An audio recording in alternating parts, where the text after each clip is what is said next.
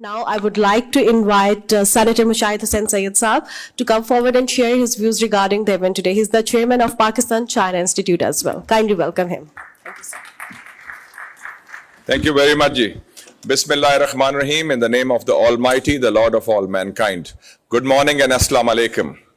I'm very grateful to Ambassador Azaz Chaudhry Sahab and his talented colleagues and team, Nagmana Hashmi Saiba and Admiral Sham Saab, who's also wearing many hats because he was also former ambassador to Saudi Arabia, for taking this very timely initiative on an issue on which I would say Pakistan can really benefit for its economy, for its people, for the employment of its youth, for its image, for its interests, located in one of the most interesting and strategic parts of the world. I speak to you not just as a guest speaker, but also as a frequent traveler. My last visit was 2 weeks ago to Turkey, where I was invited by President Erdogan to give a keynote on Palestine. And then from there, I went to Morocco, and I wanted to visit the hometown of Ibn Battuta, Tangier, which I did because Ibn Battuta was the world's, I think, the first global tourist. He traveled 75,000 miles. In 29 years, 40 countries, spanning 3 continents, Europe, Asia, and Africa. And he went further east till China and parts of Malaysia. I'm also very grateful that the ambassador of Portugal is here, Excellency Silva, because it was Vasco da Gama who discovered our part of the world for the civilized world at that time. And the Portuguese have been very dynamic in terms of discovery, in terms of adventure, in terms of reaching out. And I think, and secondly, also our good friend, High Commissioner Muhammad Azhar Mazlan from Malaysia, because his boss, Prime Minister Anwar Ibrahim, is an old and dear friend of mine, and I had the honor of meeting him, thanks to him when he was here. Ladies and gentlemen, let me first give you the big picture about tourism. We are talking of an economy that generates $1.8 trillion. $1.8 trillion in 2023. With 500 million consumers, meaning tourists, 100 million people employed in tourism directly. And the total, of course, part of GDP is about $3.4 trillion. Almost, I think, some percentage of the global GDP. So it is the world's biggest industry, tourism. And where are we located? Where we are located, you can see among the top 10 tourism earners, 2 are fairly close to Pakistan. UAE and Turkey, $50 billion plus each. They have that. And for us in Pakistan also, we have had some good news for tourism after a long time this year. The government has had visa on arrival policies for most countries in the world. Because the biggest problem, in my view, is not security. The biggest problem is our bunker mentality in Pakistan, where we have closed off our country. Visas are difficult. Everything becomes a security issue. No-go areas. This country cannot come. That country cannot. You cannot do that. That bunker mentality. Even now, frankly, in foreign policy, I'm one of the critics because we have problems with most of our neighbors, at least. And out of 4 neighbors, with 3, we have had military clashes in the last 5 years. So this kind of attitude cannot work out. This is a globalized world. Pakistan is a global leader, a regional leader, and we have to open up. So that mindset has to change. And Rana Sahab, you are here of policy. When I was studying in Georgetown in Washington, D.C., I went to Hollywood. And I asked, who is the highest paid person? They said, he's the idea man or idea woman. I said, I want to meet him. Where's his office? He said, doesn't have an office. He gives an idea and the movie is a big success. So I'll give you some ideas before I finish my speech, free of charge. And you can put it in your policy. And in that regard, in Pakistan's good news, number 1, the visa on arrival has been a very good initiative that most countries can now enter. No clearance of ISI or IB or IB, that all NOC business, they say is gone. So that's slashing through the red tape, number 1. Number two, we have had, after 27 years, a very important international gathering, which was a peaceful and successful one, the Shanghai Cooperation Organization. So that has showcased Pakistan as an important thing. And today, it's 5th of November, 1 week from today, you will have the largest congregation of the Sikh diaspora in the world in Pakistan, in Nankana Sahib and Panja Sahib and Kartarpur. 30,000 visas are being issued to the Sikh diaspora in India, Sikhs in India, and the diaspora in North America and Europe. So that's a huge, it's the birthday of Guru Nanak Ji, and that will be commemorated, and they are opened up. So that is going to be very, very important. And ladies and gentlemen, where is Pakistan located? We are located at a place which is at the epicenter of tourism. China, Central Asia, especially Uzbekistan. And if you see CNN now, there are ads on Uzbekistan, like they were Malaysia, truly Asia. Now, Uzbekistan is one of the very popular destinations. To some extent also Kazakhstan, but Uzbekistan is number one in Central Asia. So Pakistan is just 2 hours away from Tashkent. And then South Asia. India. Where's my friend from Sri Lanka? Dr. Ayantha is here. Yes. Your Excellency, welcome from Sri Lanka, because I had my honeymoon in Sri Lanka. And I have a special relationship with Sri Lanka, and I go there often. And you still have those women selling kajus from Colombo to Kandy, big ones, huh? And very high quality. And you have one place which is an island, which is also has mountains and hills, and also where the movie The Bridge on the River Kwai was shot. So, and Sri Lanka has some of the finest people and the finest service industry in South Asia that I've seen. Better than India, then Nepal is there, Maldives is there. So we are at the epicenter of that. And so I think that this is a good opportunity for Pakistan to how to take this forward. My plan would be, Rana Sahab, I call it 313. 3 corridors, 1 authority, 3 initiatives. What are the 3? Let's focus on that. And I would like to remind the audience here that I have been also, once upon a time, Minister for Information, Culture and Tourism. And it was that time that we laid the basis of a lot of the initiatives. And from 97 to 1999. We were elected chairman of the South Asia countries for the World Tourism Organization. I became the chairman. I fought the election. India supported me also, along with other South Asian countries. And the World Tourism Organization is based in Madrid. And we had ensured that we will have Visit Pakistan year in 2001. That was 98 I got. But of course, we were overtaken by events. Then we developed the first master plan for tourism with the help of the UNDP. Then I asked the Austrian government for help in building a ski resort, and Malam Jabba was built with Austrian help.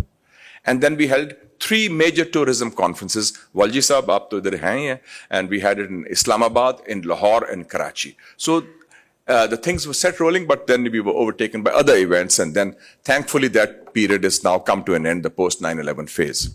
So the 3 corridors, I would say, is low-hanging fruit, because already Azaz Sahab has talked about domestic tourism, and domestic tourism has got a big fillip now. And it's that is the base for the other tourism we are going to develop, inshallah, in the next 5 years.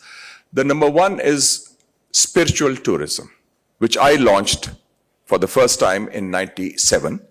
We had monks from Thailand, Sri Lanka, South Korea, and Japan visiting Pakistan, Taxila, because Taxila is the first Buddhist university in the world, 2,700 years old. And we have some of the holiest sites for Buddhism in Pakistan. Then we also revived Katas Raj, which is also one of the holiest sites for Hinduism in Pakistan, close to Kala Kahar. And then, of course, Sikhism, we have Nankana Sahib and Panja Sahib, we already have. So I called it spiritual tourism, whether it's religious tourism, but basically, these are holy sites where they should be open to visitors. And we had the first exhibition of Gandhara in South Korea, Seoul, where we developed the CDs in the Korean language, and I sent the curator of the Peshawar Museum there to have it for 3 months, which was a fantastic success. So spiritual tourism is one area where I think we can start off with, and I'm glad the initiatives are already underway with Sikhism. Secondly is 2 neighboring huge countries. One India, one China. In China, we border Xinjiang. And Xinjiang is now one of the most popular tourism destinations in China because of its rich fusion of Central Asian, Islamic, Buddhist, Han cultures. 265 million Chinese and foreigners, Chinese from the mainland, visited Xinjiang in 2023. 42 billion dollars. Xinjiang province alone, with 25,000 tour guides, which they have, because it's a very beautiful part. And I've traveled there extensively by road and by air also.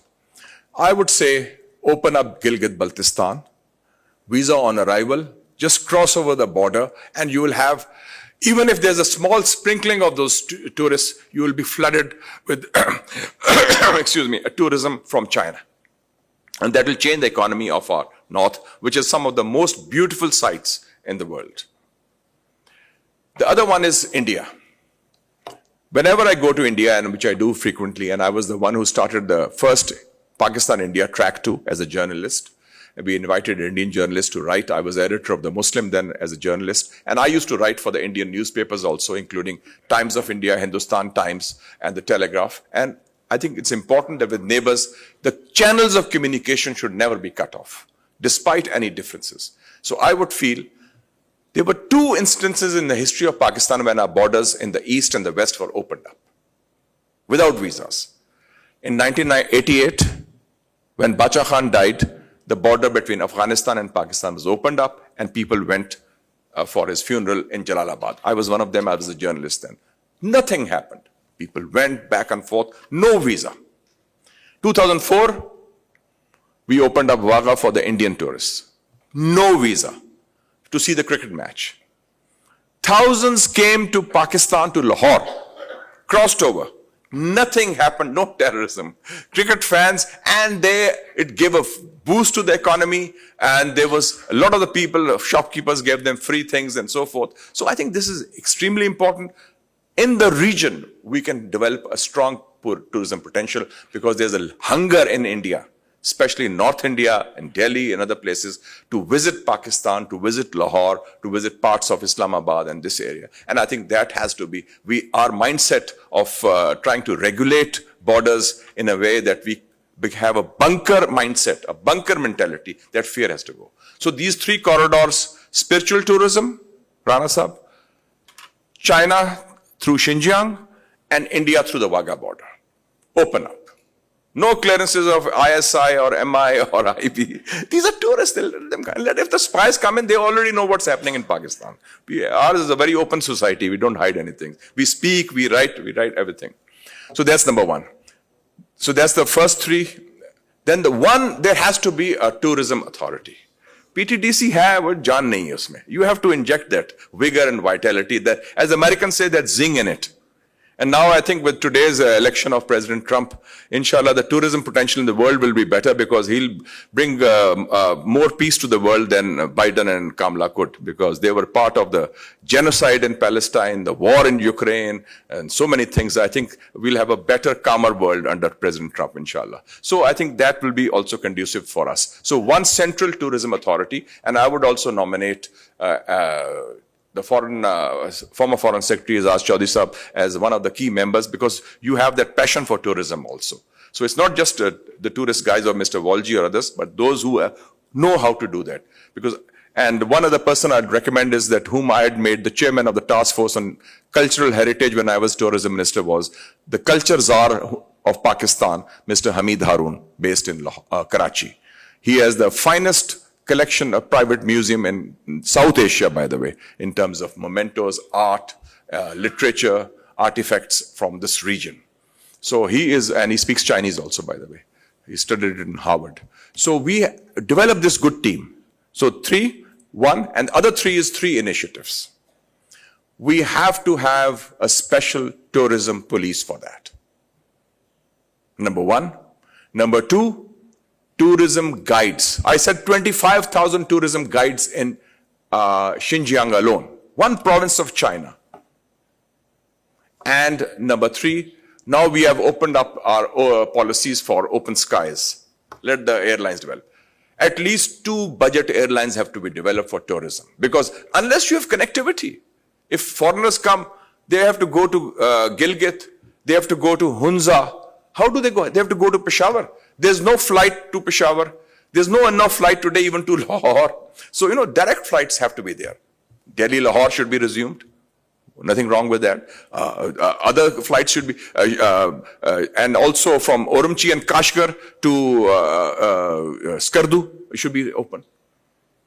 And there'll be a lot of Chinese coming in, and you will see these budget airlines with cheap tickets, economy class tickets. It will give a big boost to Pakistanis. We have 120 million people in the middle class in Pakistan. They don't pay taxes because they don't trust the government. But they're willing to spend their money on tourism. Because now the Portuguese don't give visas, Schengen visas anymore to Pakistanis. So they are stuck. Either they go to Thailand or to Istanbul. But Mr. Silva, open up your system. So it's very important. So this is my formula, 3-1-3. 3 corridors, 1 authority. Rana Sahab, you remain chairman of the authority, but not PTDC. Because when I was in the tourism reserve, PTDC had 25 or 30 motels. Unfortunately, they were sold for a song later on. I don't know who made the money, not you, but somebody else must have. Cecil Hotel was one of them, one of the best ones. So and the third is these 3 initiatives. Train the tourist guides. They should learn the Chinese language, the Japanese language, other languages also, which are relevant for us. And let me tell you one or two other anecdotes. I called in, when I was the information minister, Prince Abdullah of UAE. Now, he was information minister, then my counterpart, now he's foreign minister of UAE. And he says that, Excellency, we need a hill resort. Because we are looking for a hill resort for our people. I said, Naran is available, parts beyond Murray. And he said, we are willing to invest it, have an international airport. But then 9/11 took place, and now most of them go to Malaysia, by the way, because Malaysia has all kinds of topography like Pakistan. So, this is the possibility. Other thing which was mentioned, 2 points by Ambassador Azaz, I'd like to comment on that. One was cleanliness. I went to China in 1984 as a young journalist. And I said, why don't you open up? This is a beautiful country. He said, we can't, Excellency, because we don't have clean toilets. And we have developed a plan for clean toilets, which will take 5-6 years. So after 1990s, they opened up because they didn't have the clean toilets. And they said they could not open up because of that reason. And secondly, you mentioned Mohenjo-daro. The other day I was talking to, 2 days ago, there was a dinner by Mr. Bolani for the outgoing Japanese ambassador, and Ambassador Donald Bloom of the US was sitting next to me. And I was asking, he went on a visit to Mohenjo-daro. And he was very disappointed. He said, there's no tourist guide. There's no place for rest or recreation or just, even using the toilets. And then he says, these are just some bricks there and nobody to explain, as you said, what is the history of Mohenjo-daro? So I think that unless our tourism areas which we want to sell, which we want to project, which we want to promote, they have that infrastructure in terms of professional tourist guides, information centers, and also upkeep. Because you're looking at ruins only, and that's not good enough. So I think that we can learn from these experiences in our region. And for tourism training, we had established an institute in Karachi, Python, the Pakistan Institute for Tourism Hotel Management, but I think it's not functional anymore. That needs to be revived. And I feel that, Azaz Chaudhry Sahab, your think tank can take the lead in that. And by the way, I just formed a new think tank called Pakistan Africa Institute for Development and Research, PAIDAR. And African ambassadors have been coming to me that they have Somali. They came to me, they said, for medical tourism, we have to go to India because we don't get visas here for Pakistan. And there are thousands of them. So, there are opportunities even from different parts. South Africa, some of the Muslim countries came. They are very keen to come here. They are well off and everything. So, the opportunity is there. The environment is more conducive. And I think, as the Latin saying goes, carpe diem, seize the moment. Thank you so much.